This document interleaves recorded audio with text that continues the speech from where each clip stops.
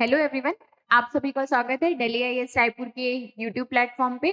जैसा कि आप जानते हैं, आपका प्रीलिम्स एग्जाम अभी बहुत नजदीक है, तो उसको ध्यान में रखते हुए हमारी 30 के दम के नाम से एक सीरीज चल रही है, जिसमें हमने हर एक सब्जेक्ट को 30 टॉपिक्स में डिवाइड किया है। फिर एक एक टॉपिक के हम आपको 30 क्वेश्चन प्रोवाइड कर रहे हैं। मतलब एक एक सब्जेक्ट के आपको 900 क्वेश्चन मिल रहे हैं, सिर्फ मतलब अलग अलग से अगर देखिए सुपरफिशियल लेवल पे तो।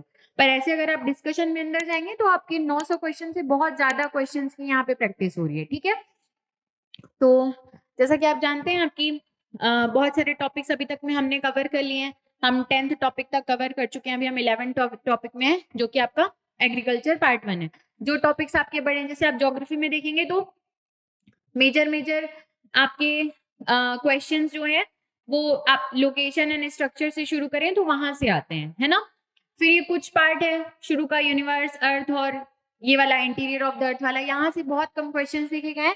पर क्योंकि कभी कभार आए हैं तो इसको भी हमने फिर भी 30 क्वेश्चन जितने भी इसके इंपॉर्टेंट बन सकते थे, वन लाइनर ही सही, लेकिन वो हमने देखे है ना। लेकिन बाकी फिर इधर वाला जो आपका पार्ट है, ये आपका बहुत इंपॉर्टेंट पार्ट है। यहाँ से जो आपकी मेजोरिटी ऑफ द क्वेश्चन है इन्हीं टॉपिक से आते हैं। ठीक है, तो इसको बिल्कुल ध्यान से देखिएगा। जो टॉपिक्स आपके बड़े हैं, जैसे फिजिकल डिवीजन ऑफ इंडिया है ना, ये पार्ट आपका थोड़ा सा बड़ा है, तो इसको हमने 3 पार्ट में डिवाइड किया है। और इस वीडियो का आपको जो पीडीएफ है वो डिस्क्रिप्शन बॉक्स में टेलीग्राम चैनल का लिंक है, वहां पे आप जाके इसको प्राप्त कर सकते हैं। तो चलिए, आपका टाइम ज्यादा वेस्ट नहीं करते हुए हम अपने पहले क्वेश्चन पे आते हैं। पहले क्वेश्चन में देखिए, which of the following types of land holding categories are correctly matched with their size range. जैसा आपने सुना होगा कि इंडिया में मार्जिनल फार्मर्स का नंबर बहुत ज्यादा है, लगभग 88 से 90% जो इंडिया के फार्मर्स हैं उनको हम मार्जिनल फार्मर्स कहते हैं। तो मार्जिनल फार्मर्स हम किन्हें कहते हैं, सीमांत कृषक कैसे किसे कहते हैं, उसकी भी कैटेगरी डिवाइडेड होगी कि इतने हेक्टेयर से कम जिनकी लैंड है उनको हम सीमांत कृषक कहते हैं ना। तो इसका आइडिया आपको होना चाहिए। तो देखिए, मार्जिनल और स्मॉल में अगर हम देखें तो आपको ज्यादा छोटा क्या लग रहा है, मार्जिनल लग रहा है। तो यहाँ से आप इसमें क्या आ सकते हैं कि जो आपका मार्जिनल है इसको आप किससे कनेक्ट कर सकते हैं, सीमांत को, जिनके पास 1 हेक्टेयर से कम जमीन है। फिर स्मॉल की अगर बात करें तो स्मॉल में 1 से 2 हेक्टेयर। फिर इसके बाद सेमी मीडियम में बात करें तो 2 से 4 हेक्टेयर। यहाँ पे आपका मीडियम कैटेगरी मेंशन नहीं है, अगर मीडियम कैटेगरी को ले ले तो 4 से 10 हेक्टेयर। और फिर लार्ज की बात करें तो अबव 10 हेक्टेयर। ठीक है, तो इसमें आपको देखना है कि कौन सा करेक्टली मैच्ड है। तो मार्जिनल वाला तो आपका बिलो 1 हेक्टेयर वाला है और स्मॉल वाला 1 से 2, मतलब ए और बी तो नहीं है। ए और बी को आप हटा दीजिए तो आपका सिर्फ यहाँ पे ये वाला ऑप्शन एलिमिनेट होता है। फिर अगर सेमी मीडियम की बात करें तो सेमी मीडियम का 2 से 4 है और लार्ज का अबव 10 है। तो मतलब सी और डी आपका करेक्ट है। नेक्स्ट क्वेश्चन में आते हैं, according to agricultural census 2015-16 what is the average size of operational land holdings in India. अब इसमें अगर आप देखेंगे तो ये आपका 1.08 हेक्टेयर है। ये आपका मतलब फैक्चुअल क्वेश्चन है, आता है तो आता है, नहीं आता है तो नहीं आता है। लेकिन अभी आपका ये आपका देखिए 2015-16 का सेंसस है, लेकिन आपका लेटेस्ट सेंसस जो हुआ है वो आपका 2021 और 22 में हुआ है। उसके हिसाब से जो आपकी average size of operational land holding है वो रिड्यूस होके कहाँ चली गई है, 0.74 हेक्टेयर में। एक कोई अभी रिसेंट में एग्जाम हुआ है जो एग्रीकल्चर सेंसस 2021-22 के बाद ही हुआ था, लेकिन उसमें फिर भी आपका 2015-16 वाले सेंसस से ही क्वेश्चन आया था। इस वजह से मैंने ये वाला क्वेश्चन यहाँ पे रखा है, और जो आपका लेटेस्ट सेंसस के हिसाब से जो साइज है वो भी मैंने बता दिया है। तो आपके देखिए एक ही वीडियो में मतलब ये वाली चीज भी कवर हो रही है और ये वाली चीज भी। और आपको ये भी ध्यान रखना है कि जो हमारा एग्रीकल्चर सेंसस है वो कितने साल में होता है, हर 5 साल में होता है। 2015-16 में होता, फिर इसके बाद 2020-21 में होना चाहिए था, लेकिन कोविड की वजह से ये एक्सटेंड हो गया था। और फिर 2021-22 में हुआ। उसके हिसाब से जो इंडिया में जो एवरेज ऑपरेशनल आपकी लैंड होल्डिंग की साइज है, मतलब जैसे एक पिता है, पिता के 4 बेटे हैं, 4 बेटों में लैंड बटी, फिर उनके बेटे हुए तो फिर उनमें लैंड बटी। इस तरह से देखा जाए तो इंडिया में जो लैंड होल्डिंग का साइज है वो धीरे धीरे क्या हो रहा है, रिड्यूस हो रहा है। तो इस तरह का ट्रेंड भी पूछने के लिए आता है ना, कि जो आपका लैंड होल्डिंग का साइज है वो कंटिन्यूअसली डिक्रीज हो रहा है। तो आपको अगर डेटा पता है तो फिर आप उस ट्रेंड को पकड़ लेंगे कि हाँ डिक्रीज हो रहा है, ये ट्रू स्टेटमेंट है। तो 2015-16 में 1.02 और 2021-22 में 0.74 हेक्टेयर। और देखिए जैसे अगर लैंड होल्डिंग का साइज आपका कम हो रहा है तो इसकी वजह से क्या दिक्कत हो सकती है, मैकेनाइजेशन में। अगर हम कृषि के यांत्रिकरण की बात करें तो आप बड़ी बड़ी मशीन्स कहाँ यूज कर सकते हैं, जहां पे आपके बड़े बड़े फार्म्स हैं, आप मशीन्स यूज करेंगे तो फिर आपका प्रोडक्शन वगैरह भी ज्यादा होगा। लेकिन इंडिया में हमको क्या देखने के लिए मिल रहा है कि जो धीरे धीरे लैंड होल्डिंग का साइज है वो रिड्यूस होता जा रहा है, और ये सारी चीजें एग्रीकल्चर की प्रोडक्टिविटी को, मैकेनाइजेशन को इम्पैक्ट करती है। ये सारी चीजें खैर आपकी मेंस की हैं, लेकिन फिर भी बस मैं थोड़ा सा यहाँ पे आया था टॉपिक तो बता रही थी। आगे बढ़ते हैं। पश्चिमी पठार वाला रीजन, ये वाला बोल रहा है, ये आपका कौन सा रीजन है, ब्लैक कॉटन सॉइल वाला रीजन है। ठीक है, ब्लैक कॉटन सॉइल वाला रीजन है, मतलब वेस्टर्न प्लेटू और हिल से आपको क्या ब्लैक कॉटन सॉइल ध्यान करना चाहिए। तो देखिए कहाँ पे लिखा हुआ है, ये यहाँ पे लिखा है पश्चिमी पठार पहाड़ियों में काली कपास मिट्टी वर्षा आधारित खेती। ठीक है, तो मतलब ए का क्या हो गया, वन हो गया। ए का वन देखिए, ए का वन ऐसे यहीं पे, तो आप यहां से भी आपका सीधे सीधे आंसर निकल सकता है। फिर बाकी चीजों को हम एक बार देख लेते हैं। लोअर गैंगेटिक प्लेन्स की अगर बात करें, निचले गंगा के मैदान की बात करें तो ये आपका यहाँ पे रेनफॉल अच्छी मात्रा में होती है, अलुवियल सॉइल यहाँ पे पाई जाती है। तो यहाँ पे आपकी कौन सी क्रॉप ग्रो हो सकती है, आपका पैडी हो गया, राइस हो गया। देखिए यहाँ पे लिखा हुआ है राइस कल्टीवेशन, हाई ह्यूमिडिटी। फिर इसके बाद थर्ड देखिए ट्रांसगैंगेटिक प्लेन्स। ट्रांसगैंगेटिक प्लेन्स का क्या मतलब है, ये आपकी गंगा नदी इधर बह रही है तो गंगा के पार का मैदान, ये वाला क्षेत्र, ये वाला क्षेत्र आपका पंजाब हरियाणा वाला। पंजाब हरियाणा वाला रीजन आपका गेहूं वगैरह की खेती के लिए बहुत फेमस है। खैर वहां पे आपके एग्रीकल्चर के साधन बहुत ज्यादा अवेलेबल है, तो वहां पे चावल वहां की सॉइल के लिए बहुत ज्यादा सुटेबल नहीं है, फिर भी वो लोग चावल का कल्टीवेशन करते हैं। लेकिन मेजरली अगर देखें तो गेहूं का कल्टीवेशन वहां बहुत अच्छा होता है ना। तो ट्रांसगैंगेटिक प्लेन्स आपका किससे रिलेटेड है, व्हीट पैडी रोटेशन और कैनाल इरिगेशन से, तो आप इसको इससे जोड़ देंगे। फिर गुजरात प्लेन की बात करें तो ये आपका देखिए सेलाइन सॉइल्स, कॉटन, ग्राउंडनट क्रॉप्स। अगर ग्राउंडनट की बात करें तो ग्राउंडनट में आपका गुजरात और महाराष्ट्र, ये दोनों रीजन आपके नंबर 1 नंबर 2 पे रहते हैं। ठीक है, तो आप देखिए यहाँ पे 1 का फर्स्ट, बी का 2, सी का 3 और डी का 4, ये चारों आपके ऑप्शन है आपका राइट है। ठीक है, मतलब सब एक दूसरे के सामने वाले से मैच्ड हैं। लेकिन बस ये क्वेश्चन लाने का मतलब ये था कि मान लीजिए अगर इसके अलावा कोई दूसरा भी क्लाइमेटिक एग्रीकल्चरल जोन अगर आता है तो आप कुछ कुछ कीवर्ड पकड़ के क्या कर सकते हैं, उसको सॉल्व कर सकते हैं, और फिर ये क्वेश्चन आपको बहुत ईजी लगेगा। ऐसे देखने में नहीं पढ़े हैं, मान लीजिए अगर कृषि जलवायु क्षेत्र आप रिवाइज करके नहीं गए हैं तो एकदम से सामने देखेंगे तो डरना नहीं है, थोड़ा सा उस क्वेश्चन को अटेम्प्ट करने की कोशिश करनी है। अगर मान लीजिए 100 क्वेश्चन आ रहे हैं एग्जाम में तो आपको नहीं भी तो मान के चलिए 90 क्वेश्चन तो आपको एनी हाउ अटेम्प्ट करने हैं, क्योंकि फुल एक्यूरेसी किसी की नहीं होती। 60% क्वेश्चन ऐसे होते हैं जहां पे हम थोड़े बहुत श्योर होते हैं, और फिर उसके ऊपर अगर आप देखें तो फिर आपको गैस वर्क करके, एलिमिनेशन करके, प्रेजेंस ऑफ माइंड लगा के वहां पे क्वेश्चन को अटेम्प्ट करना पड़ता है। ठीक है, अगर एकदम से ऐसे जाएंगे कि नहीं जो आ रहा है फिर उसी बस को अटेम्प्ट करें तो वैसे में फिर आप देखेंगे तो आपका स्कोर बहुत नीचे चला जाएगा। ठीक, आगे बढ़ते हैं। देखिए इसका एक्सप्लेनेशन वगैरह आगे लिखा है। फिर देखिए which of the following is are kharif crops, मतलब रबी क्रॉप, सॉरी। अब इसको आपको रबी क्रॉप और खरीफ क्रॉप्स मेजर कौन कौन सी है इसका डिफरेंस आपको पता होना चाहिए।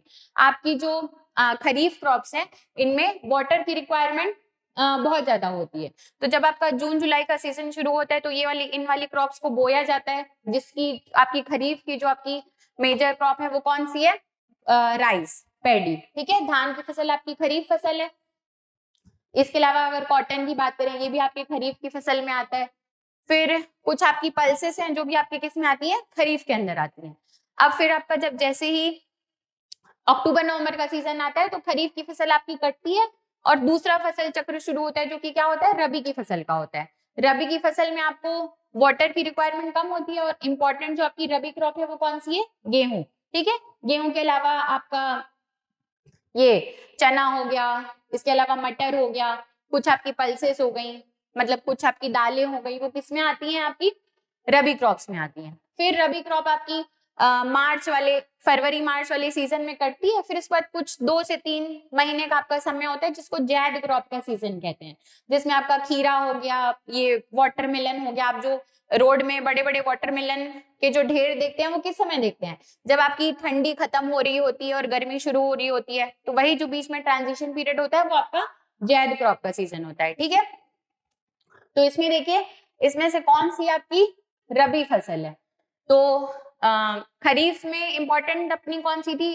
चावल थी, धान थी। और रबी में अगर बात करें तो आपकी रबी फसल इंपॉर्टेंट कौन सी है? गेहूं है, चना है, मटर है। मूंगफली आपकी किस में आती है? खरीफ क्रॉप में आती है। ठीक, मूंगफली हो गई, कॉटन हो गया, राइस हो गया। ठीक है, तो मतलब क्या होगा, क्या हो जाएगा आंसर? 1, 2 और 4। 1, 2 और 4 मतलब कि ऑप्शन बी। आगे बढ़ते हैं। What does olericulture primary deal with? Olericulture निम्न में से मतलब किससे रिलेटेड है? आपका 2024 का शायद प्री है जिसमें सेल्वीकल्चर से क्वेश्चन आया था, और ऑप्शन में मतलब उसमें सेरीकल्चर भी था, और बच्चे सेल्वीकल्चर को कंफ्यूज कर गए किससे? सेरीकल्चर से। सेरीकल्चर जो आपके ये रेशम वाली खेती से रिलेटेड है ना? तो इसलिए ये वाली चीजें हमको पता होनी चाहिए। ओलेरीकल्चर क्या है, विटीकल्चर क्या है ना, एपीकल्चर क्या है, इससे रिलेटेड आगे एक और क्वेश्चन है। तो आपका मेनली जो ओलेरीकल्चर है, देखिए जो बिल्कुल इजी इजी है, जैसे हॉर्टिकल्चर हो गया, हॉर्टिकल्चर आपका फ्रूट एंड वेजिटेबल से रिलेटेड है। फ्लोरिकल्चर आपका पर्टिकुलरली फ्लावर से रिलेटेड है। तो ये थोड़ा सा इजी इजी वाले हैं, ये तो अभी आने के चांसेस नहीं है। जैसे सेल्वीकल्चर है, उसने थोड़ा सा घुमाने की कोशिश की थी कि बच्चे, उनको पता था कि सेरीकल्चर से उसको कंफ्यूज करेंगे। तो इसी तरह से जो थोड़े से अलग वाले नाम है जो आपने नहीं सुना है, उन पे ज्यादा ध्यान देके जाइएगा। तो अगर हम ओलेरीकल्चर की बात करें तो ओलेरीकल्चर आपका सब्जियों की खेती यानी कि कल्टीवेशन ऑफ वेजिटेबल से रिलेटेड है। आगे बढ़ते हैं। Which of the following is a high yielding variety of rice developed during the green revolution in India? अब अगर हम ग्रीन रिवोल्यूशन की बात करें तो ये आपका मेजर जो खाद्यान्न आपका फूड का प्रोडक्शन हुआ था उससे रिलेटेड है ना? और अगर हम पंजाब और हरियाणा में अगर हम देख रहे हैं कि वो एग्रीकल्चरली बहुत सरप्लस स्टेट्स है, तो उसका वन ऑफ द रीजन यही है कि जो ग्रीन रिवोल्यूशन है वो सबसे पहले इंट्रोड्यूस आपका पंजाब, हरियाणा और वेस्टर्न यूपी वाले रीजन में किया गया था। और उस ग्रीन रिवोल्यूशन को जैसे आप पढ़ते होंगे तो उसके कुछ इंपॉर्टेंट घटक थे। उसका एक इंपॉर्टेंट जो फैक्टर था वो आपका हाई यील्डिंग वैरायटी सीड्स थे, HYV सीड्स थे। और यहाँ पे वही क्वेश्चन पूछा है कि जो इसमें से कौन सी high yielding variety of rice है, मतलब सीड है कौन सा राइस का, जो कि डेवलप हुआ था ग्रीन रेवोल्यूशन के टाइम में इंडिया में। तो ये तीनों ही IR8, जया और स्वर्ण, ये तीनों IR8, जया और स्वर्ण, ये तीनों की तीनों क्या है? HYV राइस की सीड की वेराइटी है। ठीक है, जो कि डेवलप्ड हुई थी कब? ग्रीन रेवोल्यूशन के टाइम में। ग्रीन रेवोल्यूशन के अलावा आपका व्हाइट रेवोल्यूशन है। व्हाइट रेवोल्यूशन ऑपरेशन फ्लड जो मिल्क की प्रोडक्शन से रिलेटेड है, वर्गीस कुरियन वाला। फिर आप ब्लू रेवोल्यूशन देखते हैं, ब्लू रेवोल्यूशन आपका फिशरीज से रिलेटेड है। इसके अलावा फिर आप गोल्डन रिवोल्यूशन की बात करें तो वो आपका हनी से रिलेटेड है। ग्रे रिवोल्यूशन की बात करें तो आपका फर्टिलाइजर से रिलेटेड है। पिंक रिवोल्यूशन की बात करें तो वो आपका मीट और फार्मास्यूटिकल से रिलेटेड है। ब्लैक रिवोल्यूशन की बात करें तो वो आपका पेट्रोलियम से रिलेटेड है। इसी तरह से येलो रिवोल्यूशन आपका ऑयल सीड्स के प्रोडक्शन से रिलेटेड है। तो कुछ इंपॉर्टेंट रिवोल्यूशन है, उसको भी एक बार अगर आपको नहीं ध्यान हो, नहीं याद आ रहा हो, वैसे ये बहुत कॉमन है, जो बच्चे भी मतलब सिंसियर होकर तैयारी कर रहे हैं उनको पता होता है, पर कुछ कुछ ऐसा होता है, कुछ एक आध जगह हमको कंफ्यूजन होता है, नहीं याद होता है। तो एक बार फटाफट उसको पढ़ते टाइम क्या करिए, पलट लीजिए। अगर उसको छोड़ेंगे ना आगे के लिए तो फिर मतलब फिर वो आगे ही रह जाएगा। तो अगर नहीं रिकॉल हो रहा है तो 1 सेकंड वीडियो पॉज करिए और फटाफट उसको पलट लीजिए, देख लीजिए, फिर आगे बढ़िए। यहाँ से क्लियर हो गया, फिर आगे बढ़ते हैं। Where is the Indian Institute of Sugar Technology located? अगर हम इनिशियली बात करें तो शुगर का जो कल्टीवेशन था ना वो आपके उत्तर प्रदेश, बिहार, ये वाले रीजन में बहुत ज्यादा मतलब होता था। और फिर धीरे धीरे हम देख रहे हैं कि जो आपकी शुगर वाली जो मिल्स हैं वो कहाँ, सदर्न इंडिया में शिफ्ट हो रही हैं। क्योंकि शुगर का जब मतलब हम शुगर केन का जब कल्टीवेशन करते हैं तो उसमें जो सुक्रोज का कंटेंट होता है वो जितनी ज्यादा सनलाइट की अवेलेबिलिटी होती है उतना उसमें अच्छा डेवलप होता है। और जो अगर आप उत्तर प्रदेश और बिहार के शुगर केन की बात करें तो वो थोड़े से थिन है, और अगर आप थोड़े से महाराष्ट्र तरफ वाले बेल्ट में आएंगे तो वहां पे जो शुगर केन आपके प्रोड्यूस होते हैं वो थोड़े से थिक होते हैं, है ना? इस वजह से जो आपकी शुगर इंडस्ट्रीज है वो धीरे धीरे नदर्न इंडिया से सदर्न इंडिया की तरफ शिफ्ट हो रही है। ये आपके ज्योग्राफी की एनसीईआरटी में साफ साफ मेंशन्ड है ना? तो जब ये आपका IISc स्टेब्लिश हुआ था उस समय तो उसी बेल्ट में प्रोडक्शन हो रहा था। इस वजह से ये आपका जो IISc है ये कहाँ पे स्टेब्लिश किया गया था? कानपुर में। ठीक, तो Indian Institute of Sugar technology का जो आपका है वो कहाँ सिचुएटेड है? सॉरी, कानपुर में। इस तरह के क्वेश्चन आते हैं ना। फिर देखिए ये आपका डिसीज वाला क्वेश्चन भी किसी एक साल में आया है, मेरे ख्याल से 23-24 का ही पेपर था या 25 का, जिसमें कहीं पे एक जगह पे ये डिसीज वाला क्वेश्चन आया है। तो ये यहाँ पे तो मैंने सिर्फ 4 डिसीजेज ही मेंशन करी हैं। अब देखिए मैं 30 क्वेश्चन कंप्लीट करने के लिए यही एक एक डिसीज ले लेके 2-4 क्वेश्चन बना दूंगी तो वो फिर सही चीज नहीं होगी, है ना। तो यहाँ पे भी जो आपका डिसीज वाला जैसे क्वेश्चन आया है तो आपको सारी डिसीजेज अगर नहीं जो इंपॉर्टेंट है वो मैं यहाँ पे बता दूंगी, हो सकता है आप ये चारों कर लें, फिर आपके पास जब क्वेश्चन आए मे बी सेम क्वेश्चन नहीं है लेकिन इसमें से अगर एक भी आपको याद है और आप वहां पे अगर ऑप्शन एलिमिनेट कर पाए तो आपका वो क्वेश्चन बन जाएगा आपसे। लेकिन आपकी रिस्पॉन्सिबिलिटी क्या है, अभी आप ये वाला क्वेश्चन सॉल्व करिए, अगर बन जाता है तो ठीक है, नहीं भी बनता है तो एक बार वीडियो पॉज करिए और जहां पे भी आपका वो वाला चैप्टर है जहाँ पे पर्टिकुलर क्रॉप्स और उससे रिलेटेड जो आपकी डिसीजेज है उसको एक बार फटाफट रिवाइज कर लीजिए, ठीक। यहाँ पे अगर हम देखें तो सबसे पहले पनामा ड्राई आपकी डिसीज लिखी है। पनामा से ध्यान रखिएगा, बनाना, पनामा बनाना थोड़ा सिमिलर लग रहा है ना। तो पनामा ड्राई जो आपकी डिसीज है वो किससे रिलेटेड है, मतलब कौन से क्रॉप की वो डिसीज है, किस फसल की, तो आपकी बनाना की है, यानी कि केला की।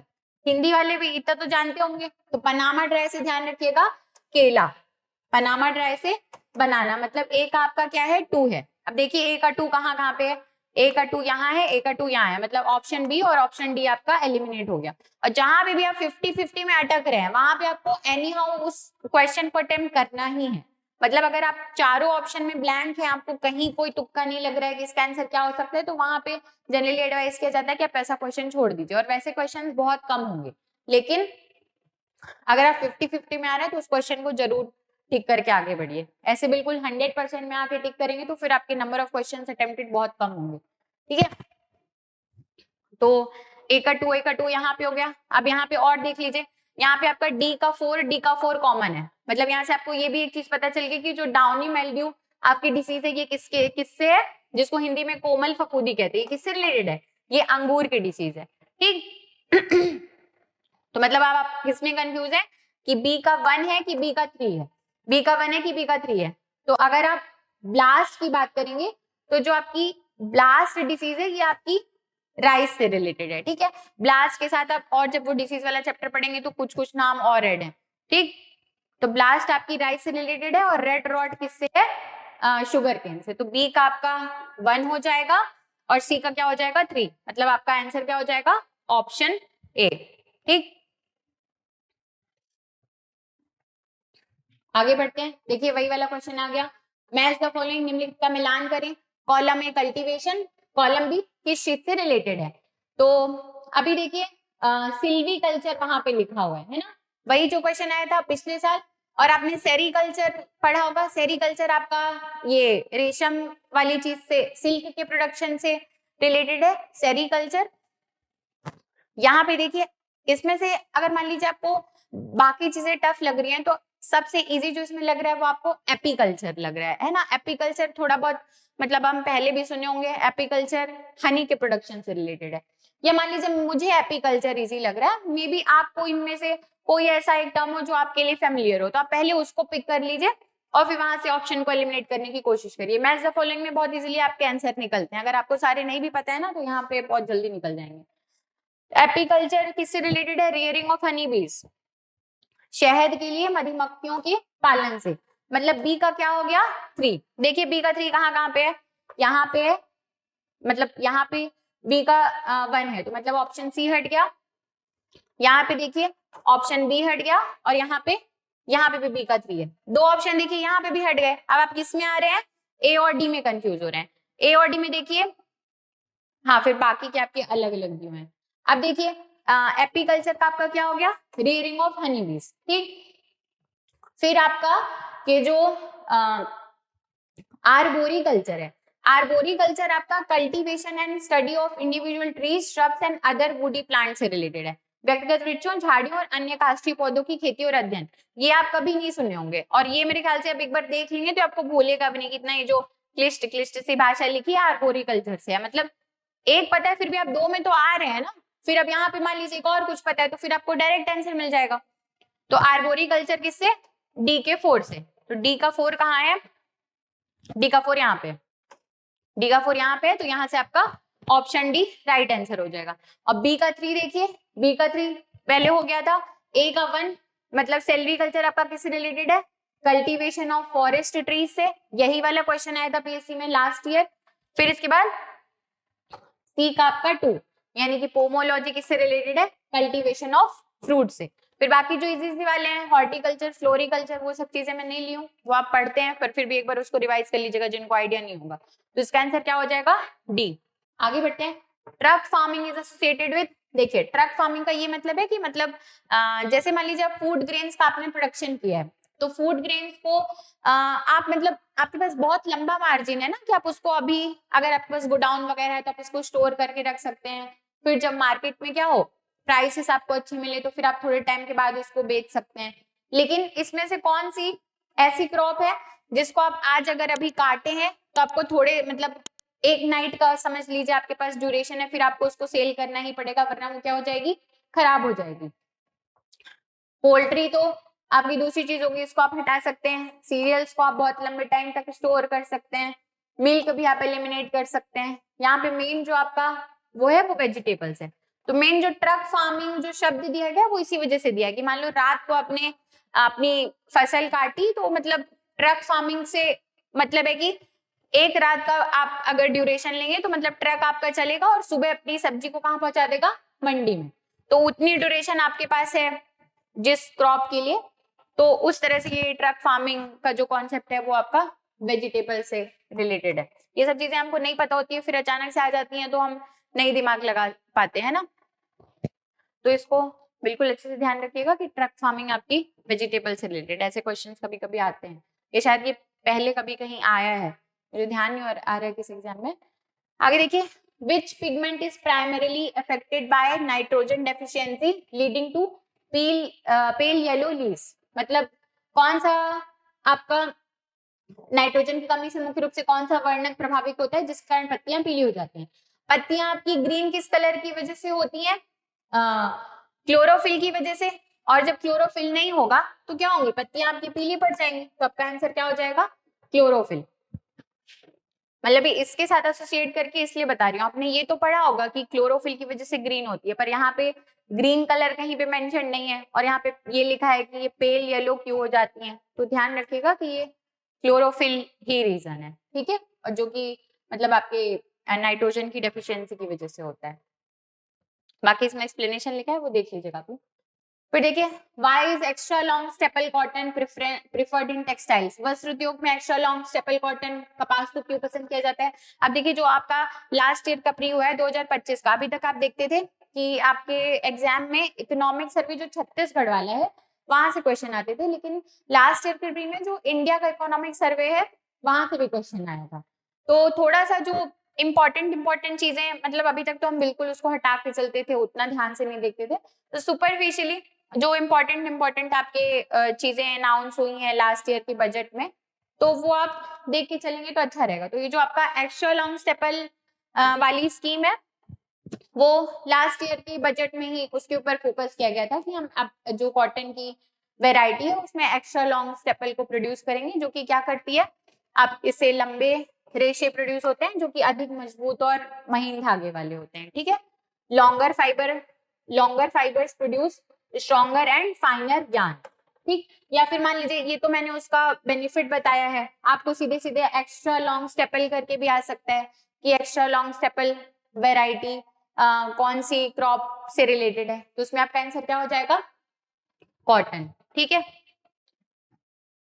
इसमें इसका थोड़ा सा एक्सप्लेनेशन दिया गया है कि जो 2025-26 का बजट है इसमें इसके ऊपर फोकस किया गया है कि हमारा जो प्रोडक्शन है वो 4 लाख का होता है, लेकिन हमारी डिमांड कितनी है, लोकल डोमेस्टिक डिमांड ही हमारी 9 लाख बिल्स की, लेकिन हमारा प्रोडक्शन अभी 4 लाख का है, ठीक।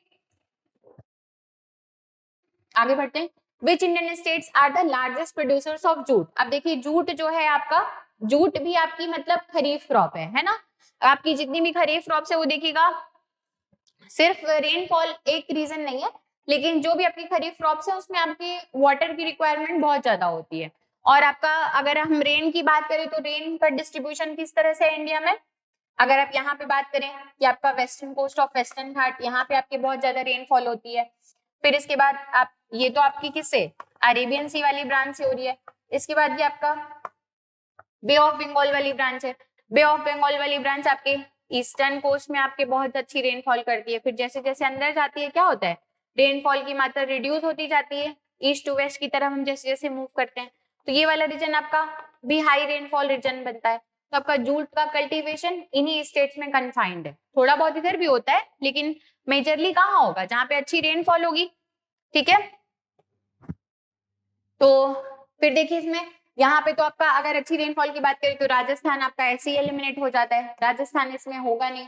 फिर थर्ड में देखिए यहाँ पे तमिलनाडु है, तमिलनाडु में भी पानी की बहुत किल्लत होती है। वहां पे आपके ये जो बे ऑफ बंगाल वाली ब्रांच है ये तमिलनाडु को छोड़ के फिर ऐसे रेनफॉल करती है। तो साउथ वेस्ट मानसून से यहाँ पे रेनफॉल नहीं होता, फिर जो नॉर्थ ईस्ट मानसून होता है वहां उससे यहाँ पे थोड़ी रेनफॉल होती है। तमिलनाडु में देखेंगे तो तमिलनाडु आपका बहुत ज्यादा हाई रेनफॉल वाले रीजन में नहीं आता है। फिर इसके बाद पंजाब हरियाणा भी मतलब आपके बहुत ज्यादा हैवी रेनफॉल वाले रीजन में नहीं आते हैं, यहाँ चलती जाती है डिक्रीज हो जाती है। इसी वजह से पंजाब हरियाणा का जो नेचुरल क्लाइमेट है वो जो आपकी रबी क्रॉप्स है उसके लिए ज्यादा सुटेबल है। ठीक है, इसलिए गेहूं वगैरह का कल्टीवेशन वहां पे बहुत अच्छा होता है पंजाब हरियाणा में, वेस्टर्न यूपी में। तो फिर आपका अब कौन सा स्टेट बच रहा है, ऑप्शन बी, जिसमें वेस्ट बंगाल, बिहार और असम, ये तीनों स्टेट्स कैसे हैं, हाई रेनफॉल वाले स्टेट्स हैं। तो यहाँ पे आपका कॉटन कल्टीवेशन हो जाएगा। और जूट की प्रोडक्शन के लिए आपको मैनुअल लेबर की बहुत ज्यादा जरूरत होती है। तो अगर आप वेस्ट बंगाल, असम, बिहार की बात करें तो यहाँ पे आपको चीप लेबर्स की भी अवेलेबिलिटी बहुत ज्यादा हो जाती है।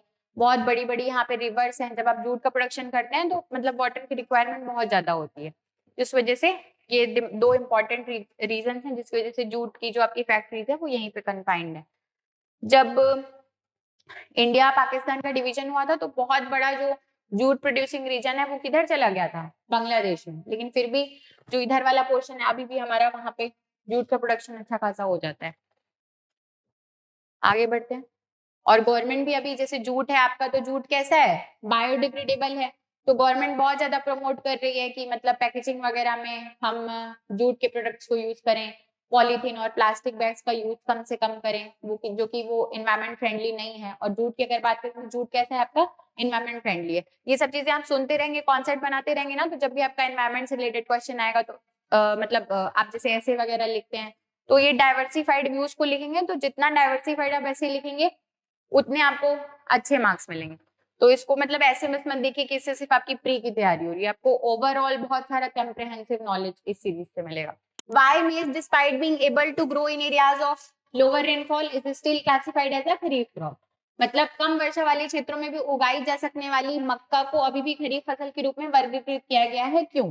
तो देखिए मेज जो है आपका ये कम वर्षा वाले क्षेत्रों में उगाया जा सकता है, मतलब वो मेज की क्लाइमेटिक एडेप्टेबिलिटी इतनी अच्छी है कि वो कम वर्षा वाले क्षेत्रों में उगाया जा सकता है। लेकिन अगर आप उसको अच्छी रेनफॉल वाले रीजन में उगाएंगे तो रेनफॉल आपकी क्या होगी, अच्छी होगी। मतलब मेज को अगर हम खरीफ में अगर रख रहे हैं तो उससे कंफ्यूज नहीं होना है। ठीक, क्यों रख रहे हैं वो मैंने बता दिया। तो इसका आंसर क्या हो जाएगा, मानसून की बारिश इष्टतम अंकुरण और विकास का समर्थन करती है। Monsoon rain supports optimum germination and growth, option A. ये बस आपकी कंसेप्चुअल क्लैरिटी के लिए लिया गया था कि मान लीजिए अगर खरीफ क्रॉप में है तो इसमें मान लीजिए आपको खरीफ क्रॉप करने के लिए टिकाया कि खरीफ क्रॉप इसमें से कौन कौन सी है। जैसे मैं रबी वाला क्वेश्चन पहले ली थी, तो आप खरीफ क्रॉप से क्या सोचते हैं हमेशा कि खरीफ क्रॉप है मतलब वहां पे आपकी वो वाली क्रॉप्स को आप मतलब डिफरेंशिएट कर देंगे जो मतलब जिसमें आपको बहुत ज्यादा लगेगा कि इसमें रेनफॉल की रिक्वायरमेंट बहुत ज्यादा है, पानी की रिक्वायरमेंट बहुत ज्यादा है, उसको आप खरीफ में रख दें। लेकिन ऐसा नहीं है, मेज आपकी कम पानी में भी सरवाइव कर जाती है, लेकिन अगर उसको आप अच्छी बारिश मिलेगी तो भी वो और अच्छा सरवाइव और अच्छा मतलब वो ग्रो करेगी।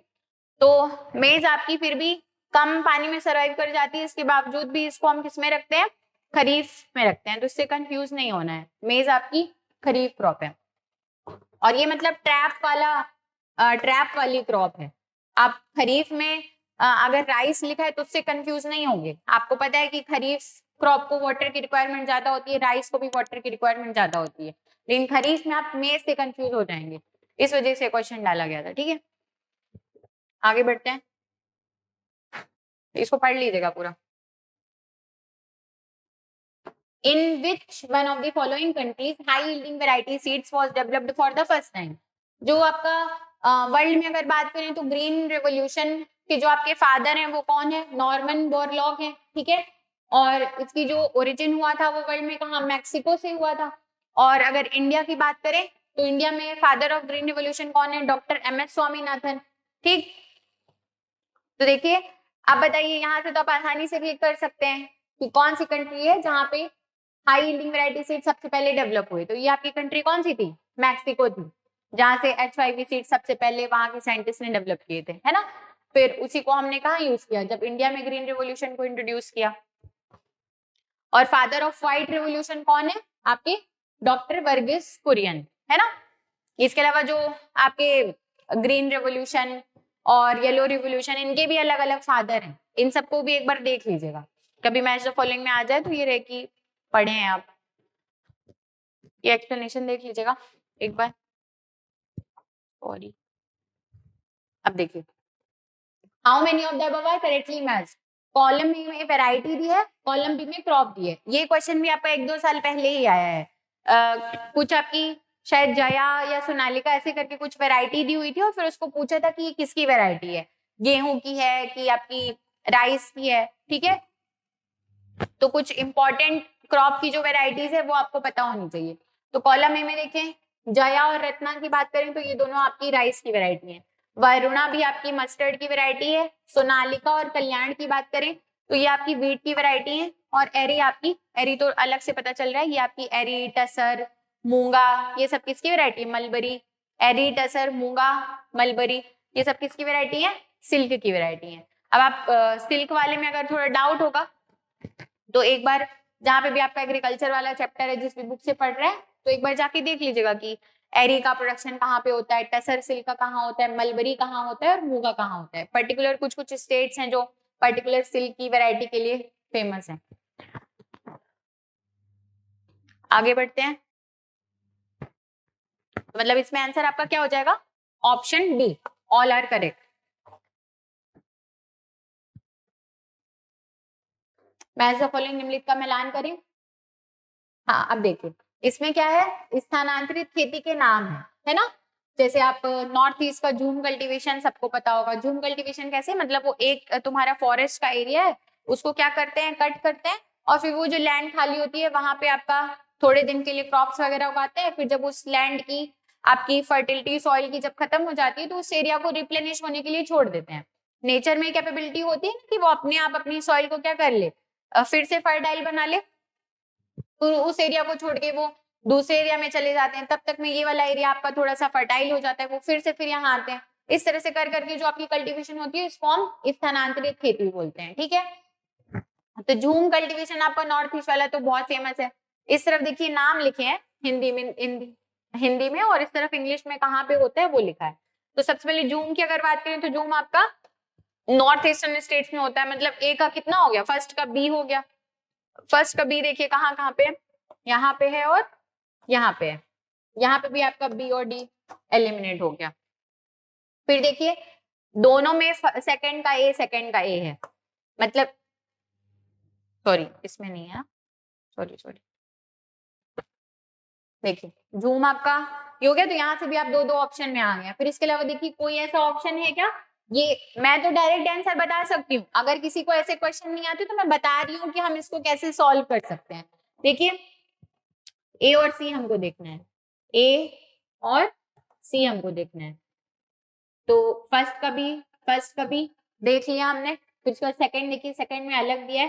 थर्ड का सी मतलब तीसरे वाले का आपका सी है। जो बेवार और दहिया है ये आपकी कहाँ होती है? बेवार और दहिया दोनों ध्यान रखते हैं। बेवार और दहिया नाम की जो आपकी स्थानांतरित कृषि है वो कहाँ होती है? मध्य प्रदेश में। दोनों में है। थर्ड का सी मतलब फर्स्ट का बी और थर्ड का सी ये दोनों मिल गया। फिर फोर्थ का डी देखिए, फोर्थ का डी दोनों में फोर्थ का डी दिया हुआ है। मतलब कि कुमारी आपकी कहाँ है? कुमारी आपकी वेस्टर्न घाट में है। कुमारी नाम की जो स्थानांतरित कृषि होती है ये आपकी वेस्टर्न घाट में होती है। फिर फिफ्थ का ई है कि ए है, और सेकंड का ए है का ई है। मतलब आप देखिए, आपको सिर्फ झूम कल्टीवेशन पता था, इसके बाद फिर आप ऑप्शन से 2 आंसर लेके आ चुके हैं। अब आपको सिर्फ 2 देखने हैं, तो हो सकता है ये जो 2 बचे हुए हैं इसके बारे में आप पढ़े हो, है ना। तो ऐसे करके हम क्या करते हैं, अपने राइट आंसर पे आ सकते हैं। मतलब ये एमसीक्यू सॉल्व करने का तरीका है। जो लोग पहले से प्री वगैरह दे रहे हैं उनको ये सब चीजें आती हैं। ये जो सीरीज है सिर्फ ये उन बच्चों के लिए नहीं है जिन्हें आता है, ये उनके लिए भी है जो फर्स्ट टाइम प्रीलिम्स दे रहे हैं। तो जिन्हें लग रहा है कि ये सब तो घिसी पिटी चीजें मैम बता रही हैं, तो लोग थोड़ा सा पेशेंस रखेंगे, ठीक है।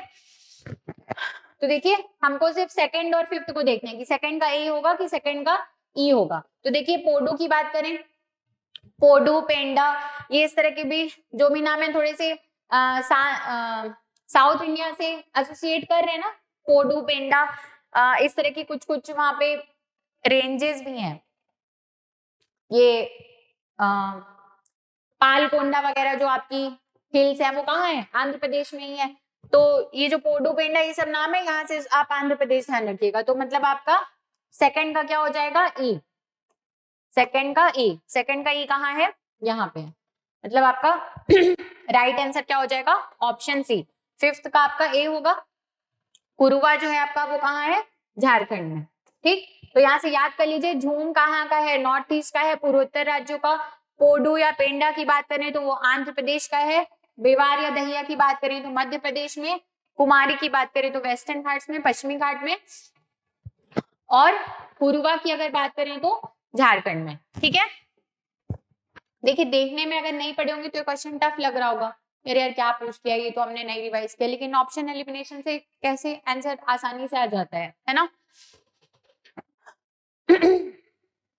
आगे बढ़ते हैं।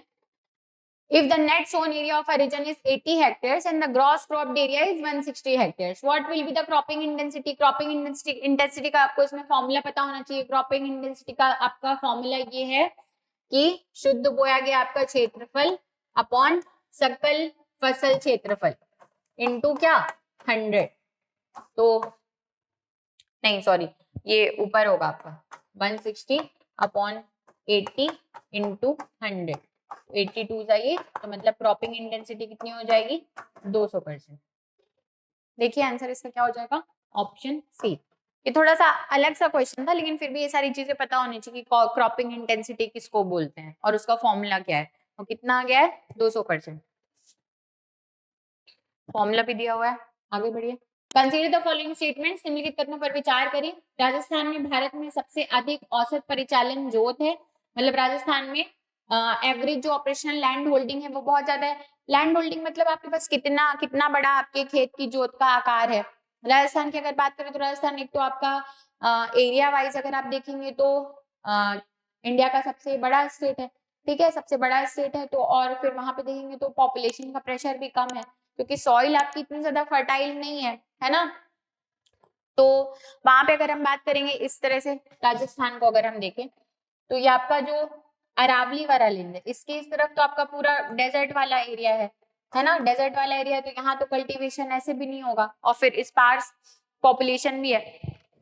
जैसे हम अरावली की बात करें तो अरावली के इस तरफ आपके जो भी रीजन है इसको हम मारवाड़ कहते हैं। और आप मारवाड़ का सुने होंगे कि जितनी भी मारवाड़ी कम्युनिटीज है वो किसमें स्टार्टिंग से बिजनेस क्लास में लगी हुई है। उसका रीजन यही है कि ये वाला जो इनका रीजन था यहाँ पे तो रेनफॉल ही नहीं होती थी। और अगर हम इनिशियल पीरियड की बात करें तो इनिशियल पीरियड में जो भी लोग एग्रीकल्चर वगैरह में इन्वॉल्व होते थे इनके पास आर्टिफिशियल इरिगेशन का सोर्स नहीं होता था, ये नेचुरल रेनफॉल के ऊपर डिपेंडेंट होते थे। और यहाँ पे तो बहुत ही कम रेनफॉल हो रही है, तो फिर ये क्या ही एग्रीकल्चर करेंगे, है ना। इसलिए लोग स्टार्टिंग से आपके ट्रेड वगैरह वाली एक्टिविटी में इंडल्ज थे। और अभी आप देखेंगे तो मारवाड़ी कम्युनिटी पूरी आपको इंडिया में फैली हुई दिखेगी। उसका रीजन यही था कि इनके रीजन में कुछ था ही नहीं, इस वजह से। तो अगर आप राजस्थान में बात करेंगे तो लैंड एरिया बहुत बड़ा है, और जो यहाँ की मेजोरिटी ऑफ द पॉपुलेशन है वो आपकी ट्रेडिंग वगैरह की एक्टिविटी में इंडल्ज है। और ये डेजर्ट वगैरह वाले एरिया होने की वजह से सॉइल की फर्टिलिटी भी बहुत ज्यादा अच्छी नहीं है। तो यहाँ से ध्यान रखिएगा कि जो राजस्थान है आपका उसका largest average operational land holding है, सबसे अधिक औसत परिचालन जोत है, तो ये आपका सही है। फिर Kerala has one of the smallest average operational land holding in India, ये भी सही है, ये भी आपका सही है। फिर अगर आप ऐसे तो ये दोनों आपके सही हैं, ठीक है, राजस्थान का सबसे ज्यादा है और केरला का सबसे कम है। फिर population density does not influence the size of operational land holding, ये बिल्कुल गलत है। जितनी ज्यादा पॉपुलेशन डेंसिटी होगी उतना आपका छोटा होगा ना जोत का आकार। जो मैंने अभी पहले बताया कि एक फादर है, उसके 4 बेटे हैं, तो फादर की लैंड जैसे मान लो अगर 20 हेक्टेयर की है तो 4 बच्चों में डिवाइड हो गई, तो एक एक के पास कितना है, 5 हेक्टेयर आया। फिर एक एक के पास उनके फिर जैसे बच्चे होते जाएंगे तो फिर वो वैसे वैसे करके क्या होती जाएगी, रिड्यूस होती जाएगी। तो मतलब पॉपुलेशन डेंसिटी एक इंपॉर्टेंट फैक्टर है। तो यहाँ से सेकंड थर्ड आपका एलिमिनेट हो जाएगा। इसमें बोल रहा है कि which of the statements is are correct, तो इसमें 1 और 2 केवल 1 और 2 सही है। देख लीजिएगा वो सारी चीजें लिखी हुई हैं कि क्या क्या है, रेन फेड एग्रीकल्चर और ये वाली चीजें, ये देखिए उसका डेटा भी लिखा हुआ है कि कहाँ पे कितनी है, और लो पॉपुलेशन डेंसिटी कैसे इफेक्ट करती है, ये वाली चीजें भी लिखी हुई हैं। आगे बढ़ते हैं। Consider the following statements regarding crop seasons in India. अब जिन लोगों को लग रहा होगा कि कुछ क्वेश्चंस बहुत ज्यादा इजी हैं, तो पीएससी इजी क्वेश्चन भी पूछता है। आपका एक बार पूछा है कि इंडिया में कितने स्टेट्स हैं, कितनी यूनियन टेरिटरीज हैं, कमेंट सेक्शन में बताइए कितनी इंडिया में स्टेट्स हैं, कितनी यूनियन टेरिटरीज हैं। बहुत सारे बच्चे वो वाले क्वेश्चन को भी गलत करके आए थे, है ना। तो बिल्कुल इजी वाले क्वेश्चन आपको छोड़ ही नहीं देने, उसको एक बार देख के तो जाना है। पानीपत का प्रथम युद्ध पूछा है अभी रिसेंट के एग्जाम में 24-24 में शायद। तो बिल्कुल कुछ इजी टॉपिक्स को बिल्कुल मतलब हल्के में नहीं लेना है, उसको भी एक बार तो देख के जाना है। कभी कभी कई बार हम सोचते हैं कि ये बहुत इजी है और फिर हम उसको पलटाते भी नहीं कि नहीं आएगा, और फिर आ जाता है, हम बहुत दिन से नहीं पढ़े होते हैं और फिर हमसे नहीं बनता है। तो वैसी चीज नहीं करनी है, पीएससी बहुत ही अनप्रिडिक्टेबल है। Kharif crops are sown with the onset of south west monsoon and harvested in winter, ये सही है, अभी पहले बता चुकी हूँ। रबी की फसलें सर्दियों में बोई जाती हैं और गर्मियों में काटी जाती हैं, ये भी सही है। जायद की फसलें रबी और खरीफ के बीच ग्रीष्म ऋतु मार्च से जून में उगाई जाती है, ये भी सही है। तो कौन सा सही हो जाएगा, 1, 2 एंड 3, ठीक है।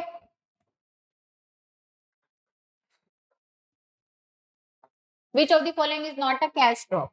अब कैश क्रॉप आपकी वो होती है जिसका कल्टीवेशन आप अपने मतलब अपने सेल्फ कंजम्पशन के लिए नहीं करते, इसका कल्टीवेशन आप सिर्फ सेल करने के लिए और प्रॉफिट के लिए करते हैं, उसको हम किस में गिनते हैं, कैश क्रॉप में। जैसे कि कॉटन है, अब कॉटन का कल्टीवेशन कोई फार्मर कर रहा है तो उसको पर्सनल यूज थोड़ी करेगा, मतलब वो तो फिर उसको पूरा का पूरा सेल करेगा ना मार्केट में, फिर वहीं से जो उसकी इनकम आएगी उससे वो अपनी जरूरतें पूरी करेगा। आपका टोबैको हो गया, शुगर केन हो गया, ये सारी चीजें आपकी किस में आती हैं, कैश क्रॉप में आती हैं। जूट हो गया, फिर आपकी जो गेहूं हो गया, चावल हो गया, दालें हो गई, ये आपकी मतलब इसका प्रोडक्शन आप सिर्फ और सिर्फ प्रॉफिट के लिए नहीं करते, अपने सेल्फ कंजम्पशन के लिए भी करते हैं, तो वो आपकी कैश क्रॉप्स में नहीं आएंगी। तो देखिए कौन सी इसमें कैश क्रॉप नहीं है, टी है, जूट है, कॉटन है, मेज आपकी कैश क्रॉप नहीं है, ठीक है। टी का कल्टीवेशन भी आप चाय बनाने के लिए टी का ही कल्टीवेशन थोड़ी कर लेंगे। टी हो गया, जूट हो गया, कॉटन हो गया, इसका प्रोडक्शन आप किसके लिए करते हैं, सोलली प्रॉफिट के लिए। मक्का जो है आपकी नगदी फसल नहीं है, देख लीजिए लिखा है उसके बारे में। आगे बढ़ते हैं। भारत में नकदी फसलों के संबंध में निम्नलिखित तथ्यों पर विचार करें। कपास की खेती मुख्यतः गुजरात और महाराष्ट्र में केंद्रित है, सही बात है। अगर हम गुजरात और महाराष्ट्र की बात करें ऐसे, तो आपका जो डेक्कन लावा प्लेटू वाला जो रीजन है ना, डेक्कन लावा प्लेटू आपका बसाल्टिक प्लेटू, बसाल्ट प्लेटू, और जो आपकी बसाल्ट रॉक्स हैं ये कैसी होती हैं, डार्क कलर की होती हैं आयरन की प्रेजेंस की वजह से। फिर यही आपकी ब्लैक कलर की जो रॉक होती है, पेरेंट रॉक, यही जब डिसइंटीग्रेट होती है तो किसमें कन्वर्ट होती है, ब्लैक सॉइल में कन्वर्ट होती है। और यही जो ब्लैक सॉइल है आपकी, इसी को हम कॉटन सॉइल भी कहते हैं, है ना, रेगुर भी कहते हैं।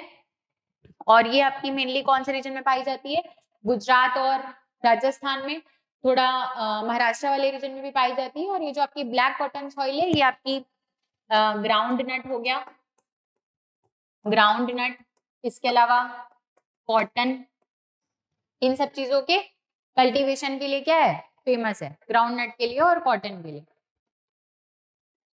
तो देखिए पहला वाला आपका सही हो गया।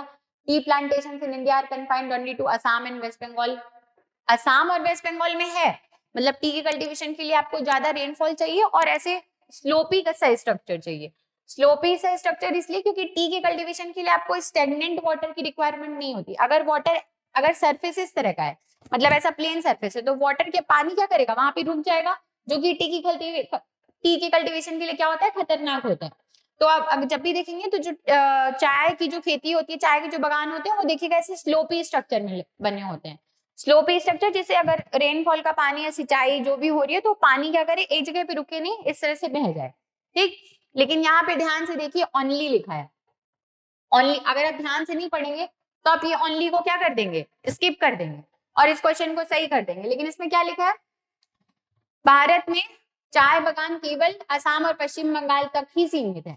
हिंदी वाले तो फिर भी थोड़े ध्यान दे सकते हैं, लेकिन इंग्लिश वाले एकदम इसको हटाइएगा नहीं, ओनली को ध्यान से पढ़ना है क्वेश्चन।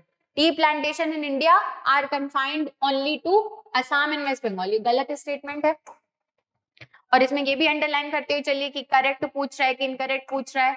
करेक्ट पूछ रहा है, दो को हटाइए, दो को हटाइए, दो को हटाइए, दो को हटाइए, आपका आंसर क्या आ गया, option B. Coffee plantations in India are mostly in Karnataka, Kerala and Tamil Nadu. यहाँ पे मोस्टली नहीं, मतलब ओनली नहीं, मोस्टली लिखा है, तो ये आपका सही हो जाएगा।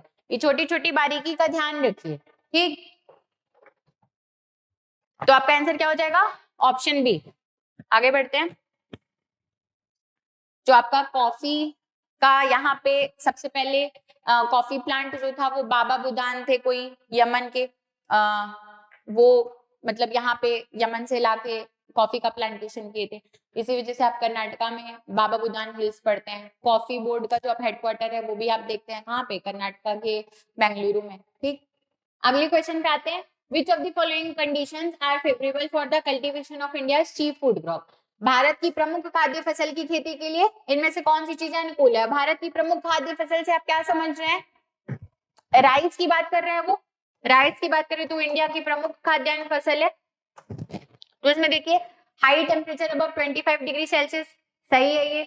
दूसरा देखेंगे तो हाई ह्यूमिडिटी, ये भी सही है। जब जून जुलाई का सीजन आता है उस समय राइस की कल्टीवेशन शुरू होता है, मतलब उसकी जो सीडलिंग वगैरह की प्रोसेस है वो शुरू करते हैं, उस समय हमको टेम्परेचर ज्यादा चाहिए होता है, ह्यूमिडिटी भी ज्यादा चाहिए होती है, रेनफॉल भी high, annual rainfall above 100 centimetre, ये भी। फिर लिखा है फोर्थ में कम जल धारण क्षमता वाली दोमट मिट्टी। नहीं, राइस के कल्टीवेशन के लिए आपके लिए जो सबसे ज्यादा सुटेबल मिट्टी है वो आपकी जलोढ़ मिट्टी है, यानी कि अलुवियल सॉइल। सॉइल वाला वीडियो आपका बन चुका है। आप बताइए मुझे, जो लोग नहीं देखे हैं वो एक बार जाके उसको देखिए, और जो लोग देख लिए वो बताइए आपकी जितनी भी टॉप 4 सॉइल्स हैं उनका मुझे डिक्रीजिंग ऑर्डर में कमेंट सेक्शन में मेंशन करिए कि अलुवियल सॉइल का कितना परसेंटेज है, कितने नंबर पे है, ब्लैक सॉइल कितने नंबर पे है, आपकी रेड सॉइल कितने में है, और black soil sorry laterite soil का कौन सा ऑर्डर है, ठीक। तो यहाँ से आपका ऑप्शन 4 एलिमिनेट हो जाएगा और आपका आंसर क्या हो जाएगा, केवल 1, 2 और 3। आगे बढ़ते हैं। Which one of the following crops is not a major export crop of India? Basmati rice का हमारे यहाँ बहुत ज्यादा एक्सपोर्ट होता है, मतलब हमारे यहाँ लोकली तो बासमती राइस कंज्यूम होता ही होता है, लेकिन हम इसका एक्सपोर्ट बहुत ज्यादा करते हैं। टी का भी बहुत करते हैं, कॉफी का भी बहुत करते हैं, लेकिन इसमें क्या बोल रहे हैं, not a major export crop, मतलब निम्नलिखित में कौन सी फसल भारत की प्रमुख निर्यात फसल नहीं है।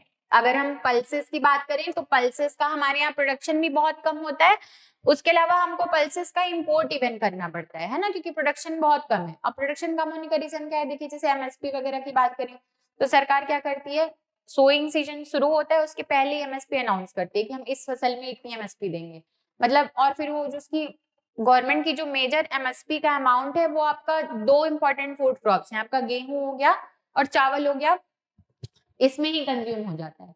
तो इससे किसान मतलब जिस चीज के लिए एमएसपी आपको ज्यादा मिल रही है वही वाली क्रॉप ग्रो करने के लिए क्या होते हैं, प्रेरित होते हैं। तो इसी वजह से आप देखेंगे तो इंडिया में सबसे ज्यादा प्रोडक्शन भी आपका गेहूं और चावल का ही होता है। मतलब मान लीजिए मार्केट में अगर रेट सही से नहीं मिल रहा है और गवर्नमेंट ने एमएसपी अनाउंस करी है तो फिर उनके पास एक एडवांटेज होता है कि अगर मार्केट में हमको सही रेट नहीं मिला तो हम गवर्नमेंट को जाके ये चीज सेल कर देंगे। तो इस वजह से वो इसी चीज के लिए प्रमोट होते हैं कि वो इन्हीं क्रॉप्स का ज्यादा प्रोडक्शन करे। तो पल्सेस वगैरह का प्रोडक्शन हमारे यहाँ लोकली देखेंगे तो बहुत कम है, और इवन हमको पल्सेस का इंपोर्ट तक करना पड़ता है इसके लिए, ठीक। इस चीज को धीरे धीरे गवर्नमेंट अभी चेंज कर रही है कि हम मिलेट्स के ऊपर फोकस करें, जिससे हमारी न्यूट्रिशनल जो वैल्यू है फूड की वो भी बढ़े। हम जैसे चावल खा रहे हैं, गेहूं खा रहे हैं, तो हमको अपनी डाइट में अगर मैक्रो न्यूट्रिएंट्स की बात करें तो सिर्फ कार्बोहाइड्रेट मिल रहा है, लेकिन अगर आप अपने ओवरऑल डाइट को देखें तो आपको कार्बोहाइड्रेट भी जरूरी है, प्रोटीन भी जरूरी है, फाइबर भी जरूरी है, फैट भी जरूरी है। लेकिन अगर आप सिर्फ चावल चावल खाएंगे तो सिर्फ आपको कार्बोहाइड्रेट मिलेगा, आपकी बॉडी की जितनी टोटल रिक्वायरमेंट है मैक्रो न्यूट्रिएंट्स की, माइक्रो न्यूट्रिएंट्स की, वो सब पूरी नहीं होंगी। इस वजह से गवर्नमेंट अभी मिलेट्स के ऊपर फोकस कर रही है। श्री अन्न जिसका नाम रखा गया है, आप छत्तीसगढ़ में भी देखेंगे आपको मिलेट्स कैफे बहुत ज्यादा मिलते हैं देखने के लिए, है ना। रायगढ़ वगैरह के बारे में करंट में पढ़ते होंगे कि मिलेट कैफे कहाँ खोला गया है। तो मिलेट के ऊपर अभी गवर्नमेंट बहुत फोकस कर रही है। पहला रीजन ये कि वो क्लाइमेट फ्रेंडली भी है, मतलब जैसे मेज की हम बात करें तो मेज भी आपका मिलेट में आता है। क्लाइमेट फ्रेंडली आपके जो थोड़ी सी लो फर्टाइल्स वाली सॉइल है, लो फर्टिलिटी की सॉइल है, वहां पे भी ग्रो कर सकता है। और जहाँ पे आपको रेनफॉल जहाँ पे कम हो रही है, वाटर की रिक्वायरमेंट कम है, वहां पे भी वो सर्वाइव कर सकता है। उसके अलावा उसमें न्यूट्रिशनल कैपेसिटी बहुत अच्छी है, तो ओवरऑल हमारी डेवलपमेंट के लिए भी बहुत रिक्वायरमेंट है, ठीक है, रिक्वायर्ड है। तो आपकी जो दालें हैं वो क्या है, भारत की प्रमुख निर्यात फसल नहीं है। आगे बढ़ते हैं। ये देखिए एक्सप्लेनेशन लिखा हुआ है, इसको एक बार देख लीजिएगा। ये पीडीएफ इसीलिए दिया जा रहा है कि आप एक्सप्लेनेशन पढ़ लें। अब मैं एक एक्सप्लेनेशन भी पढ़ूंगी तो बहुत लंबा वीडियो बन जाएगा, और मैं इसीलिए ये वाली चीज को मैं छोड़ रही हूँ। अगर मैं वो भी यहाँ पे पढ़ लूंगी ना तो फिर आप पीडीएफ को खोल के उसको दोबारा रिवाइज नहीं करेंगे। कम से कम एक्सप्लेनेशन पढ़ने के बहाने आप एक बार मतलब जाके पीडीएफ को फिर से रहेगा आपके दिमाग में कि हाँ एक बार वीडियो देख लिया है। अब जैसे जैसे, और देखिए पढ़ने का एक तरीका होता है, आपने आज कोई चीज पढ़ी आपको अभी याद है, लेकिन वो दिमाग से बिल्कुल इरेज हो उससे पहले आपको उसको फिर से एक बार रिवाइज कर लेना है। तो आज जैसे वीडियो देख रहे हैं तो कोशिश करिए कल शाम तक में या आज शाम तक में, जैसी जिसकी कैपेसिटी है, उस पीडीएफ को आप एक बार फटाफट क्या करें, रिवाइज कर लें। जो एक्सप्लेनेशन दिया उसको भी एक बार देख लें, तो वो चीज दिमाग में पुख्ता तरीके से बैठ जाएगी। और फिर जब पीडीएफ रिवाइज कर रहे हैं तो सपोज जैसे कोई टॉपिक आ रहा है, जैसे वो ग्रीन रिवोल्यूशन वाला टॉपिक आया था, अब आपको अगर नहीं रिकॉल हो रहा है क्या ग्रीन रिवोल्यूशन एक टॉपिक आया, लेकिन उसके बाकी के रिवोल्यूशन, उसके जो फादर है, पर्टिकुलर जनक है, और वो किस चीज से रिलेटेड है, ये चीजें नहीं याद है तो उसको फटाफट क्या करिए, अपनी बुक खोलिए जहां पे भी लिखे हैं नोट्स वगैरह, और उसको एक बार रिवाइज करके आगे बढ़ाइए। ये मतलब आपका रिवीजन का बहुत अच्छा तरीका है। अगर आप ऐसे रिवीजन करेंगे कि हाँ सुबह से शाम तक बुक लेके बैठे हैं और बस पलट रहे हैं, तो वो मतलब एक बहुत थका हारा सा आपका रिवीजन होगा। वैसा रिवीजन नहीं करना है। अगर ये वाली प्रोसेस फॉलो करेंगे तो बहुत ही इंटरेस्टिंग वे में आपका फटाफट जो आपका जो निचोड़ है वो आपके हाथ में आएगा, है ना। For leguminous crops which nutrient among NPK is required in relatively higher proportion because these crops can fix their own nitrogen. ये तो मतलब अलग से इसके बारे में लिखा हुआ है कि जो आपकी लेग्यूमिनस क्रॉप होती है, जैसे आपकी पल्सेस हो गई, ये जो एनवायरमेंट में नाइट्रोजन प्रेजेंट है उसको मतलब सॉइल में क्या करती हैं, एनवायरमेंट के नाइट्रोजन को कन्वर्ट कर लेती हैं। तो अगर सॉइल में पहले से नाइट्रोजन नहीं अवेलेबल है तो भी इन क्रॉप्स का काम चल जाता है, क्योंकि वो एनवायरमेंट के नाइट्रोजन को कन्वर्ट कर लेती हैं इस वजह से, ठीक। तो मतलब नाइट्रोजन का तो नहीं होगा यहाँ पे, इनको फॉस्फोरस इसका आंसर होगा कि एनपीके में से इसको फॉस्फोरस रिक्वायर्ड होता है लेग्यूमिनस क्रॉप्स को, ठीक। फॉस्फोरस, अगर जैसे हम एनपीके रेशियो की बात करें कि आपकी सॉइल में कुछ मैक्रो न्यूट्रिएंट्स होते हैं, ठीक, एनपीके नाइट्रोजन, फॉस्फोरस और आपका पोटेशियम। तो जो लेग्यूमिनस क्रॉप्स है उसको नाइट्रोजन की जरूरत तो नहीं पड़ती, नाइट्रोजन की रिक्वायरमेंट कहाँ से फुलफिल होती है, यूरिया से, ठीक। लेकिन आपकी मेजोरिटी ऑफ द जो सॉइल्स हैं इंडिया की, उसमें नाइट्रोजन की कमी है, इसी वजह से यूरिया में सब्सिडी भी बहुत ज्यादा दी जाती है, और इसमें आपको फॉस्फोरस की रिक्वायरमेंट होती है, तो फॉस्फोरस आपका आंसर आ गया। लेकिन ऐसे आप बाकी क्रॉप्स की बात करें तो एनपीके का रेशियो कितना होना चाहिए, 4:1, मतलब 4 में नाइट्रोजन, 2 रेशियो में आपकी फॉस्फोरस और 1 रेशियो में पोटेशियम। लेकिन अगर हम लेग्यूमिनस क्रॉप्स या पल्सेस की बात करें तो इसमें ये रेशियो आपका 1:2:1 हो जाता है, ठीक। ये चीज ध्यान रखिएगा, ये देखिए 1:2:1, ठीक है ना। बाकी एक्सप्लेनेशन पढ़ लीजिए। आगे बढ़ते हैं। Consider the following statements regarding zero budget natural farming. Zero budget natural farming का मतलब है कि आप जब फार्मिंग कर रहे हैं तो आप नेचुरल तरीके से करें और आपको बहुत ज्यादा एग्रीकल्चर की कॉस्ट नहीं है। आप वो जीव मित्रा, बीज मित्रा, वापसा, मल्चिंग, ये सारी चीजें सुने होंगे। ये चारों जो हैं ये आपके ZBNF के क्या है, कंपोनेंट्स हैं। जैसे आपका बीज मित्र है तो उसमें सीड के रख रखाव की बात हुई है कि बीज को किस तरह से आप रखें, जीव मित्र की बात है तो इसमें आप जो फर्टिलाइजर यूज करते हैं उसमें कुछ नेचुरल इंग्रेडिएंट्स का यूज किया गया है, गौमूत्र का, गोबर का, काऊ की यूरिन का, है ना। मल्चिंग की बात करें तो जैसे सॉइल है, सॉइल का आपका मॉइस्चर ऊपर नहीं मतलब वाष्पीकरण ना हो जाए मॉइस्चर का, उसकी वजह से उसके ऊपर घास फूस ये वाली चीजें लगा के रखें, यही सारी चीजें हैं। आगे एक्सप्लेनेशन में लिखा हुआ है, इसको देखिए। ZBNF was popularized in India by MS Swaminathan. नहीं, MS स्वामीनाथन आपके ग्रीन रिवोल्यूशन के इंडिया में जनक हैं। जो सुभाष पालेकर हैं वो आपके ZBNF से एसोसिएटेड है। तो पहला आपका करेक्ट देखना है, तो पहला आपका गलत हो गया, पहला गलत हो गया, तो 2 और 3 आपका सही है, सीधे आंसर आ जाता है। पर फिर भी देख लेते हैं। The term zero budget means no need to purchase costly chemical inputs. शून्य बजट का अर्थ है कि महंगे रासायनिक इनपुट खरीदने की कोई आवश्यकता नहीं है, बिल्कुल सही। Andhra Pradesh has adopted ZBNF on a large scale. मतलब इंडिया में ZBNF zero budget national farming कई जगह पे इंट्रोड्यूस किया गया है, लेकिन आंध्र प्रदेश में बहुत लार्ज एरिया में इस प्रोसेस से कल्टीवेशन होता है, तो इसको ध्यान रखिएगा। आपका 2 और 3 ऑप्शन भी सही आंसर है। आगे बढ़ते हैं। इसमें देखिए ये वाली सारी चीजें लिखी हुई हैं। क्या लिखा है? जो स्टार्टिंग में जो बताई हूँ वही है। फिर देखिए बीज मित्र सीड का treatment with cow dung and urine to protect seeds from diseases. जीव मित्र में maintaining proper soil aeration and moisture balance, reduce need for irrigation. ठीक, ये चारों चीजें आपकी, ये चारों कंपोनेंट्स ध्यान रखना है ना, ZBNF से रिलेटेड है। हिंदी में भी वही लिखा है, देख लीजिएगा एक बार।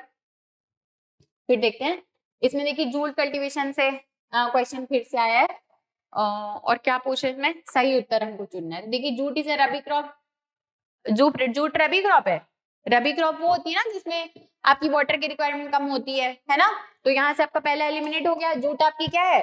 खरीफ क्रॉप है। तो ऑल ऑफ दीज हट गया, ये भी हट गया, ये भी हट गया। आपका सीधा आंसर आ रहा है 2 and 3। 2 and 3 को देख लेते हैं। Jute crop requires humid climate with high temperature. Jute की फसल को उच्च तापमान वाली आर्द्र जलवायु की आवश्यकता होती है, बिल्कुल सही। भारत में जूट की खेती मुख्यतः देश की पूर्वी क्षेत्रों तक ही सीमित है, ये भी बिल्कुल सही है। थोड़ा बहुत इधर भी होता है, लेकिन देश के केवल अगर लिखा होता तो गलत हो जाता, और भी कहीं कहीं पे होती है, लेकिन मेजोरिटी में अगर देखें तो पूर्वी क्षेत्र में होती है। तो क्या हो जाएगा आंसर? Option B. आगे बढ़ते हैं। भारत में चाय की खेती के बारे में निम्नलिखित कथनों पर विचार करें। चाय को अच्छी जल निकासी वाली अम्लीय मिट्टी की आवश्यकता होती है, सही बात है। मैं बताई थी जहां पे अच्छी जल निकासी हो रही है, मतलब वो स्लोप वाला एरिया, वहीं पे जो स्लोपी एरिया होते हैं वहां पे जल निकासी अच्छे से होगी ना, तो सॉइल की कल्टीवेशन के लिए, टी के कल्टीवेशन के लिए फेवरेबल कंडीशन वो बनती है। तो मतलब पहला आपका सही है। और एसिडिक सॉइल ही उसको चाहिए होती है, अम्लीय मिट्टी। दूसरा देखिए, चाय मुख्यतः पहाड़ी ढलानों पर उगाई जाती है क्योंकि ढलानें जल भराव को रोकती हैं और अच्छी जल निकासी प्रदान करती हैं, ये भी सही है। फिर देखिए असम और पश्चिम बंगाल भारत में चाय के प्रमुख उत्पादक है, ये भी बिल्कुल सही है। तो मतलब इसमें क्या हो जाएगा आपका सही उत्तर? 1, 2 and 3। ठीक, आगे बढ़ते हैं। Consider the following statements regarding crop water efficiency in India. Crop water efficiency मतलब अगर हम राइस की बात करें तो राइस क्या वाटर एफिशिएंट क्रॉप है? नहीं, राइस वाटर एफिशिएंट क्रॉप नहीं है। वाटर एफिशिएंट क्रॉप आप उसको बोलेंगे जो जल दक्षता वाली क्रॉप आप उसको बोलेंगे जिसमें वाटर की रिक्वायरमेंट आपकी कम है ना। तो क्या लिखा है देखिए, अन्य अनाजों की तुलना में चावल को सबसे अधिक पानी की आवश्यकता होती है। चावल की तुलना में गेहूं और मक्का अधिक जल कुशल है। Wheat and maize are more water efficient compare to rice, ये बिल्कुल सही है सेकंड स्टेटमेंट। और आपको करेक्ट स्टेटमेंट बोल रहा है, तो ये और ये आपका हट जाएगा क्योंकि आपका 2 सही है। अब इसमें देखिए आपको सेकंड वाला बिल्कुल सीधा सीधा सही दिख रहा है कि व्हीट और मेज जो है जो वो ज्यादा वाटर एफिशिएंट है कंपेयर टू राइस, क्योंकि व्हीट और मेज में क्या वाटर की, राइस कंपेरेटिवली कम वाटर की आवश्यकता होती है। तो यहाँ से देखिए अगर 2 सही है तो मतलब बी तो हट जाएगा, बी हट गया, आपका सी हट गया। अब ए और डी में देखिए, ए और डी में 1 और 2 आपका है, 1 और 2 है, मतलब 1 और 2 तो 1 तो आपका जरूर सही होगा कि rice requires the maximum amount of water compare to other cereals, ये भी बिल्कुल सही है। फिर आपको थर्ड वाले बस में दिमाग लगाना है कि sugarcane is also a wide water intensive crop but more water efficient than rice, ये वाला बस आंसर आपको देखना है। तो इसमें क्या होगा आंसर आपका 1, 2 and 3। मतलब कि तीनों स्टेटमेंट आपके सही है। तीसरा वाला देख लीजिए, sugarcane is also highly water consuming but per unit biomass it is more efficient than rice. मतलब शुगर केन में भी बहुत ज्यादा वाटर की रिक्वायरमेंट होती है, लेकिन अगर पर यूनिट बायोमास की बात करें तो जो राइस है उसमें वाटर की रिक्वायरमेंट ज्यादा होती है। तो शुगर केन और राइस में से आपकी जो राइस है उसमें वाटर की रिक्वायरमेंट ज्यादा है, शुगर केन में राइस के कंपेरेटिवली कम है। ठीक है, ये वाली चीजें हमें क्लाइमेट की वजह से बहुत ज्यादा इंपॉर्टेंट है ना। जैसे आप शुगर केन की अगर बात करें तो हमारे यहाँ मतलब एथेनॉल के प्रोडक्शन में जो गन्ने की भूसी निकलती है उसका बहुत ज्यादा यूज होता है। फिर कहीं कहीं देखा जा रहा था कि गन्ने के कल्टीवेशन को प्रमोट किया जा रहा था, जिसकी वजह से आप एथेनॉल का प्रोडक्शन करें। तो एक तरफ तो आप एथेनॉल का प्रोडक्शन कर रहे हैं, लेकिन दूसरी तरफ अगर आप गन्ना उगा रहे हैं, मतलब आप एथेनॉल का प्रोडक्शन इसलिए कर रहे हैं जिससे आपका ऑयल कम, इंपोर्ट बिल कम हो, और जो भी ग्रीन हाउस गैसेस वगैरह हैं वो अगर एथेनॉल ज्यादा ब्लेंडिंग करते हैं तो वो कम रिलीज होती हैं, आपका इंजन ज्यादा एफिशिएंटली वो फ्यूल को कंज्यूम करता है। ये इसके पॉजिटिव्स हो गए। लेकिन दूसरा अगर आप देखेंगे तो एथेनॉल मतलब शुगर केन से बन रहा है, तो शुगर केन में आपको वाटर की भी तो रिक्वायरमेंट बहुत ज्यादा लग रही है। मतलब आप इतना ज्यादा वाटर का यूज करके उस क्रॉप का प्रोडक्शन कर रहे हैं, तो फिर धीरे धीरे अब उन चीजों को मतलब समझा जा रहा है। तो ये सारे लिंक समझ के रखिएगा। खैर ये सब मेन इंपॉर्टेंट है। लास्ट क्वेश्चन देखिए आज का, match the following boards with their headquarters. Tea board India की अगर बात करें तो टी का सबसे पहले आप नाम कहाँ सुनते हैं, दार्जिलिंग का। मैं बताइए, दार्जिलिंग में पहली बार जीआई टैग मिला था टी के लिए, तो यहाँ से ध्यान रखिएगा। टी बोर्ड ऑफ इंडिया आपका कहाँ है, कोलकाता में है। कॉफी बोर्ड की बात करें तो पहले बता चुकी हूँ, ये आपका बेंगलुरु में है, वहां पे बहुत ज्यादा कॉफी का कल्टीवेशन होता है, कर्नाटका में।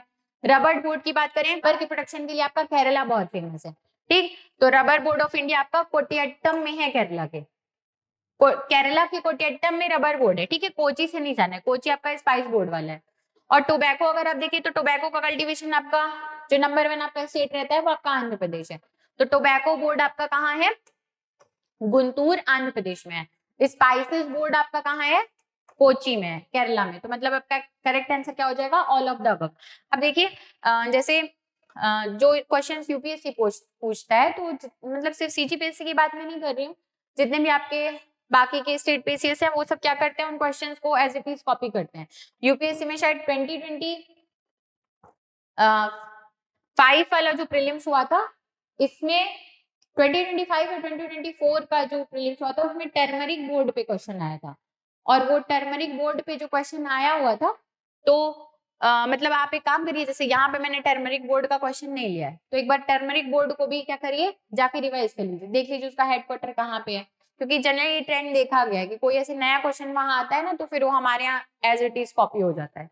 तो टर्मरिक बोर्ड को देख लीजिए, और ये आपका होमवर्क है, कमेंट सेक्शन में मेंशन करिए कि टर्मरिक बोर्ड का आपका हेडक्वार्टर कहाँ पे है और टर्मरिक के प्रोडक्शन में इंडिया में कौन सा स्टेट नंबर 1 है। ठीक, तो यहाँ पे हम इस वीडियो को एंड करते हैं। अभी आपका एग्रीकल्चर का एक और पार्ट बचा हुआ है, उसमें जो आपके बचे हुए टॉपिक्स हैं उसको हम फिर वहाँ पे अच्छे से समझने की कोशिश करेंगे। और अगर आपका कुछ डाउट है तो आप कमेंट सेक्शन में मेंशन कर सकते हैं, मैं उसको जरूर रिप्लाई करूंगी। ठीक है, थैंक यू।